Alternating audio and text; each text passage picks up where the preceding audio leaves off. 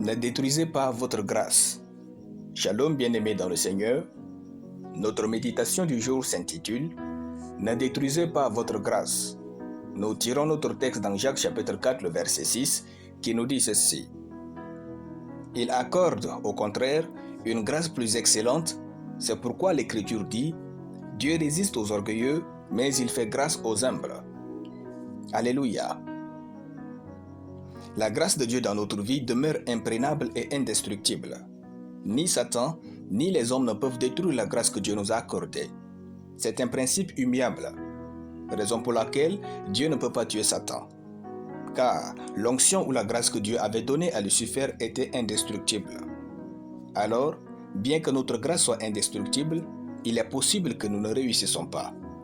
En fait, l'échec ou le succès de la grâce de Dieu qui repose dans notre vie dépend de nous. Personne d'autre que nous n'est responsable de notre succès ou de notre échec. Raison pour laquelle, veillons à ne pas rendre stérile la grâce dans notre vie.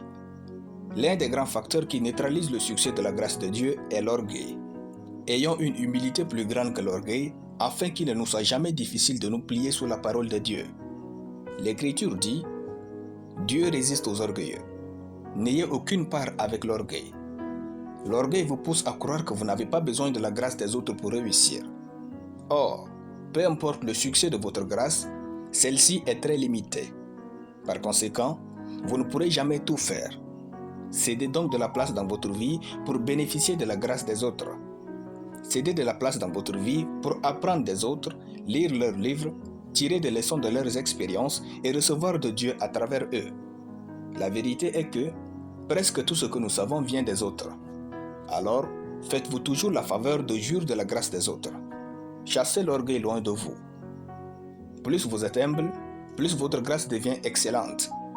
Plus votre cœur reconnaît Dieu comme le maître de votre vie, se soumet à sa parole, à son temps et à ses lois, plus grande devient l'humilité dans votre cœur. Saül avait eu la grâce d'être roi d'Israël, mais l'orgueil l'a détrôné.